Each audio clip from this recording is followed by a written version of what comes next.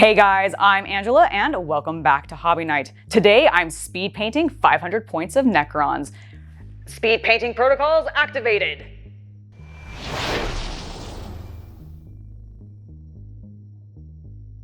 That's right, we are in fact activating our speed painting protocols and we're going to be painting up 500 points of Necrons because if you hadn't heard, the Necrons got a little bit of a buff recently. There's so many more of their units that actually have the core keyword, you guys. Wraiths and Destroyers in particular are on that list, which has gotten the Chaos Cultist extremely excited because Necrons are his army and he has an amazing color scheme for them. So I'm gonna help him paint up 500 more points of that so that we can get it up to 2,000 points so that we can then play some new games with those new rules.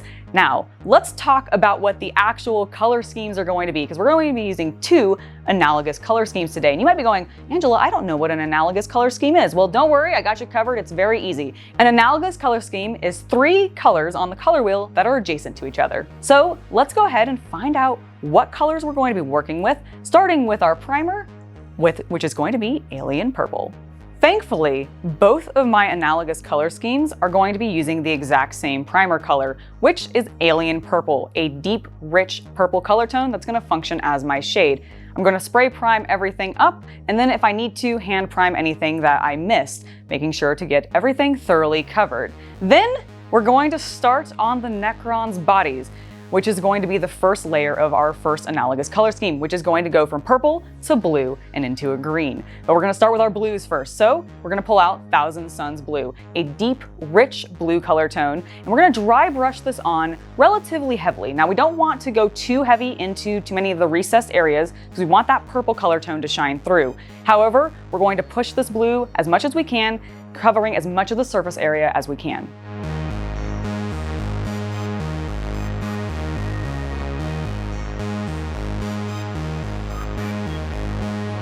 I am very pleased with how the Thousand Suns Blue is laid out onto my models. Now you might notice I was very intentionally only hitting the Necrons' bodies as well as the handles of some of their weapons, specifically avoiding the heavy blades as well as some of the cables on the models because we're going to be doing something a little bit different to those a little bit later. But for now, I'm really enjoying what I've got going on. The purple still stands out because we didn't push the color too far into the recesses, but we got great coverage on all of the surface area of their bodies and everything. The Heavy Destroyer especially, I'm really liking how he's turning out, and we're gonna push it even further because we're gonna move on now to a highlight color, starting with Armin Blue. We're going to dry brush this onto the models as well, doing something a little bit lighter than what we did before. We still want this to be relatively prominent on the model, but we don't want to cover up too much of that deeper Thousand Suns Blue color tone beneath. So let's go ahead and get painting that.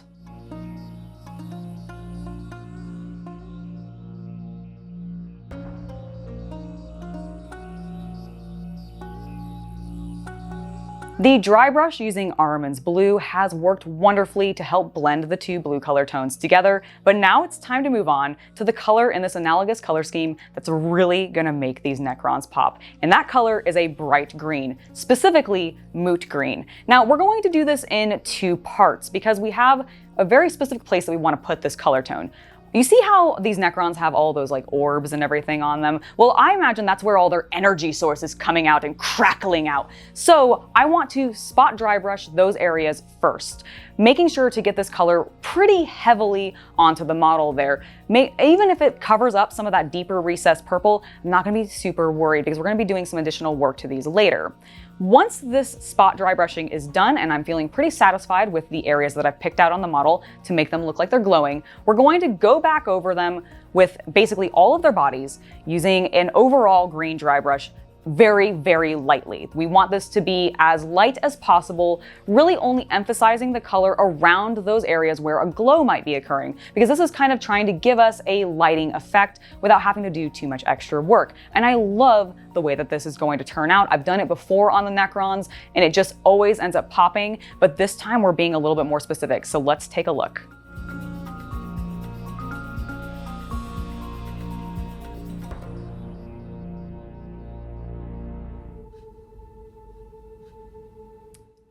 The moot green looks amazing. I always love the way that the Necrons end up looking after this step. However, we need to push this glowing effect a little bit more. So we're going to focus on those orbs that we painted with the heavy dry brush with a bit of Tesseract Glow, which is a technical paint by GW that released when 9th edition actually came out, when all the Necrons released. And I love it. It complements with the moot green color tone super well, giving them this very slight not iridescent, ethereal glow that also looks very electric, and it just sings. So we're going to apply this to all those orbs, as well as some of the cables, and basically all of their guts and everything. And we're gonna pop out their eyes a little bit with this color too.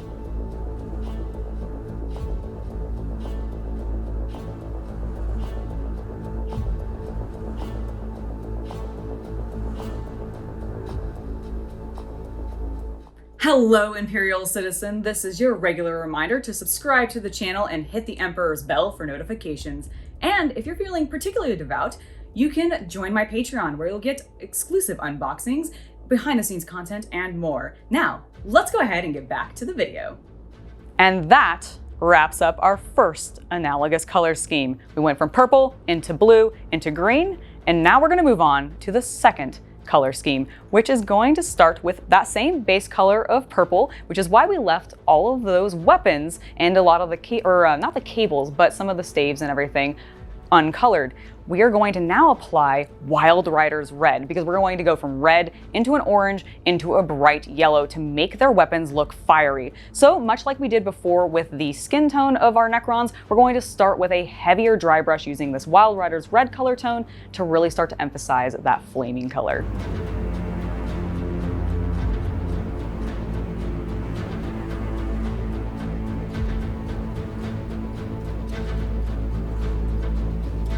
Moving on from the Wild Rider's Red, we're now going to push into our orange color tone with Troll Slayer Orange. This is a light, sort of bright orange color that I think complements with Wild Riders very well. Again, we get a really nice blend of these two colors. And then finally, we're going to move into our highlight color for the blades, really focusing this just on the edges, going a lot lighter, kind of like what we did with the green, but this time we're going with Uriel Yellow, that bright, beautiful yellow color tone that I absolutely love using, because I've actually been using it a lot recently. So let's go ahead and get that onto the blades and take a look at what they're looking like. All right, the Necrons are looking great, but we need to finish their bases and actually help them pop off that a little bit more. So what we're going to do is something that I've done on all of the Necrons so far, which is going with a Martian soil earth, which is basically gives us that really rich red color tone, and it really stands out against their blue-green bodies. So we're going to apply this to all of their bases, and any of the ones that have rocks on them, we're going to make sure that those rocks get a dry brush of the blues, but not the green, so that we can have that sort of complement through, but stand out as distinctly different from the Necrons, so it's not drawing too much attention, but it still goes with the overall color scheme. So that out of the way, we're gonna spread out that iron earth over on top of all of the bases, letting it dry thoroughly so that it crackles and creates this really beautiful texture. And one of the things that I would recommend for this is actually mushing up the paint a little bit. I find that if you do that, you get a much more interesting pattern through your crackles, especially if you're going as thin as I did. Once that's done, all we have to do is get everybody attached to their bases and start tufting. And I'm going to be pulling out my favorite grasses from Gamer's Grass, which are the fire grass. So again, we're going with that red color scheme. This has a little bit of yellow in it, which then ties into the weapons, which I absolutely adore, just how cohesive this color scheme is. With that done, we just need to rim the bases with a bit of black paint, and we'll take a look at the 500 points of models we painted up today. Oh my God, you guys, I really like how they turned out. So the 500 points is done. The scarabs look amazing. The wraiths look amazing. All of the characters look really cool. I absolutely adore how the blades ended up turning out for the Necrons. Like, oh my God, it's just, they're really bright and vivid, which is exactly what I was going for. And in comparison to what I had done previously on some of my Necrons, and especially some of the old Destroyers, which uses this exact same color scheme, but I pushed it so much more this time, and I'm so freaking happy. Oh my God, it's so good. It's so good. It's just so good. I'm happy. I mean, I know you guys saw me squeal about them already, but I am very pleased with how this turned out.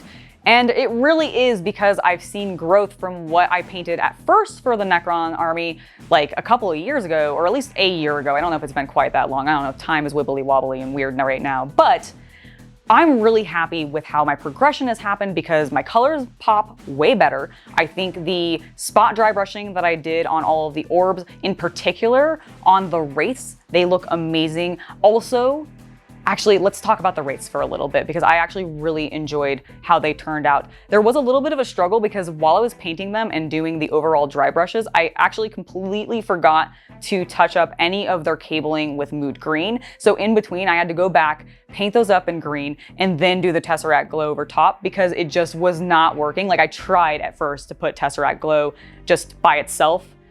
It was not working very well. It does not work over top dark color tones. Go figure. So I went ahead, had to go back over, prime it with the moot, moved on. It ended up turning out really cool, but it was a little bit of an extra step that I did not anticipate. So I'll try to keep that in mind the future when I'm painting more wraiths. The destroyers. The destroyers were amazing to paint, mostly because I actually really got to play with more of the red, orange, and yellow color scheme with them over the green, because the destroyers didn't actually have that many locations on them where I wanted to emphasize the glowing green energy coming out of them. Because they're sort of corrupted and they have the virus, I assume that their life energy, which is that green color, is sort of muted and reduced back, so there's not as much of it on them. However, because they have those big chunky blades, I got to play with all those really bright red color tones and they just look amazing. It's like Skittles to me because they just look like a rainbow a little bit, and I absolutely love that because they just look so, so cool. And honestly, really all of these models look very cool, and I love everything that I did with all of them. The Lords, let's talk about them a little bit because the sorcerer guy with the Cryptek, I think his name is, I wish that maybe I had done his stave in a little bit of red as well instead of going fully green with him. But I do think overall I'm happy with that choice. Because he's a caster, I really wanted to focus on that energy, like the actual true Necron life force energy a little bit more with him because I felt like thematically it fit. And I totally did not ask Chaos Cultist about this prior. I just went ahead and did it and hoped that he was happy with it. Thankfully he was, and that was awesome. But then with the Lord, his weapons and his like staff and everything, I wanted to have a little bit more color to it. I wanted to actually tie in those weapons a little bit more. And I think I did a really nice job with it. And then I didn't want to push the green too much on his back because there wasn't any glowy bits there, but I really wanted to push it on the front because he had like that belt that had a little bit of a glowy bit. His guts hanging out obviously were needing to glow. And then there, he had his little crown thing that needed to glow as well. So it just worked really well, and I'm really loving all of these models. Ugh, they just look so cool. And the whole army, when it's all together on a board, especially with those mats, not the mats, those like cardboard boards that GW gave you in one of the sets. I don't remember now because I've picked up too many of their starter sets. But our base color scheme works perfectly with one side of those. So our Necrons constantly look epic when we're playing with them, and I can't not play on a Mars surface with them because of the basing, which worked out exceptionally well on all of the models. I will say that I wish that the wraiths were the most struggle when it came to the basing because they had those like curly cues and everything. Sometimes, and this is the benefit of the alien gamer or the gamer's grass alien colors, is they have those wild tufts and so they're in weird shapes. So I did manage to find some that worked very well, but it still was a little bit of a struggle because they were just so perfectly round. And that's kind of not how grass grows specifically in the wild. So it was a little bit of a struggle.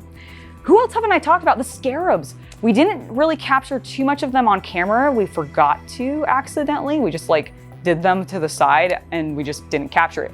But I really enjoyed how they came out, and they didn't get any red on them either, but that spot dry brush really, really makes them look like they're glowing. I think honestly of all of the models, the glow effect I think is the strongest on them, where it actually kind of looks like a glow effect. The other ones, it still works really well, but it's maybe not the like most evident. I think I could maybe even push it a little further in the future, but this was a speed painting challenge. Wanted to get it done in one day, and I did. I got it done in one day and I'm really proud of how everything turned out. If you guys liked seeing this, if you want to see me maybe do more speed painting challenges in the future where I have to paint a larger section of models or something, let me know down in the comments because I actually really enjoyed this.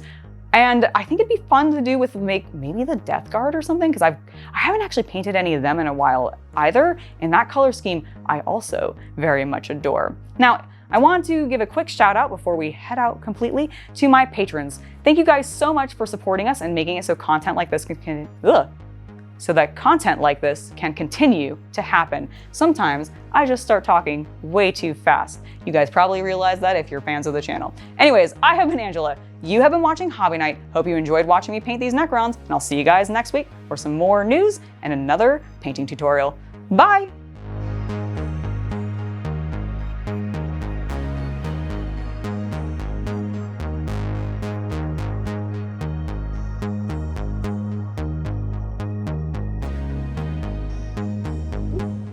Got my hand and stuff.